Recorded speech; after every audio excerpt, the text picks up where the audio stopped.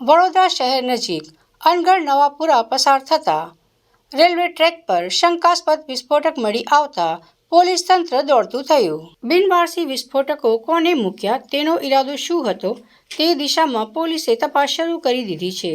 Goods ટ્રેનના પાટા પાસે સંદિગ્ધ વિસ્ફોટક પદાર્થ મળતા દોડધામ મચી ગઈ. શું અહીંથી પસાર થતી ટ્રેન ઉથલાવવાનો પ્રયાસ હતો કે કેમ તે ચર્ચાનો વિષય બન્યો છે. પોલીસ તંત્ર દોડતું થયું. પોલીસે બોમ્બ સ્ક્વોડની મદદથી વિસ્ફોટકની તપાસ ધરી. નંદેસરી પોલીસ મથકની હદમાં અનગઢ નવાપુરા પાસેની ગુડ્સ ટ્રેન રેલવે ટ્રેક પર બોમ્બ જેવું કોઈ ઉપકરણ પડ્યું હોવાનો પોલીસને કોલ મળ્યો હતો. ફટાકડાના ટેટા જેવા શેલ અને કેટલાક વાયરો સાથે બાંધેલા સંદિગ્ધ વિસ્ફોટકો મળી આવ્યા હતા.